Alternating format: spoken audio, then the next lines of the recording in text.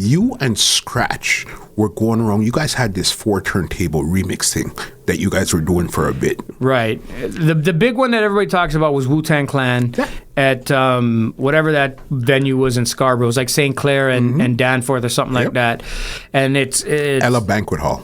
Right. And there's audio of it floating around. And the thing is, we never... Be honest?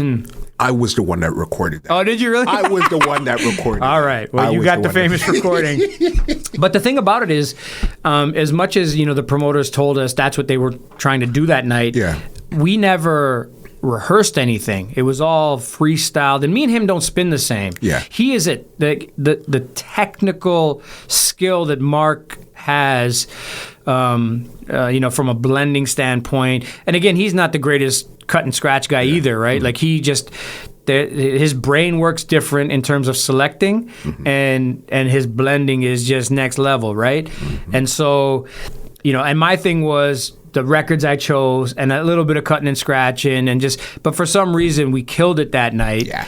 And it's just one of those events that people still up to this day talk to me about. Because it was just this morning I was remembering, that was a concert. Method Man, he was the biggest one out of the crew at that time there, and he didn't show up. Well, and in his place was ODB. Yes, it was. Okay, you remember ODB, Raekwon. Well, I'll never forget when they had to announce that Meth wasn't going to be there, they went on stage and they said, all right, Method Man isn't going to be here. And the crowd they went off. He goes, but in his place we have ODB, and then the crowd lost it, and it was just crazy. And Soundman got beat up that night. You're inside my mind. I was standing. Okay, I told you I recorded it. I was back there with the engineer where ODB came back. I forgot what happened to his mic. He came back and slapped.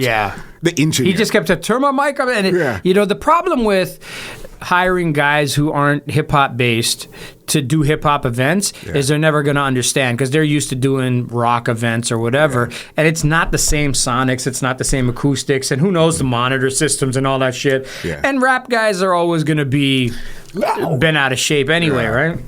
And so it was Raekwon, and I think Ghost.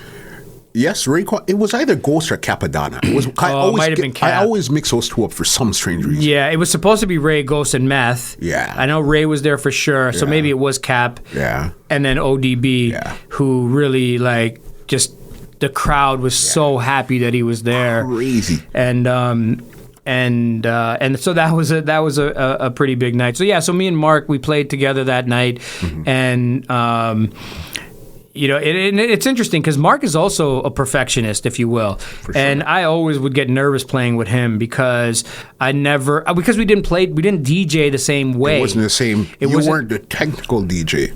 Not the same way. And so I was so concerned about fucking up blends and not being on beat and just not doing it the way he does it. You know what I mean? And as much as me and him were peers, I kind of, you respected the guy because he was such a good DJ. And you're like, I'm not trying to put wax sauce on this guy. You know what I mean? And at the same, you're the reason that this shit was whack or whatever the case may be.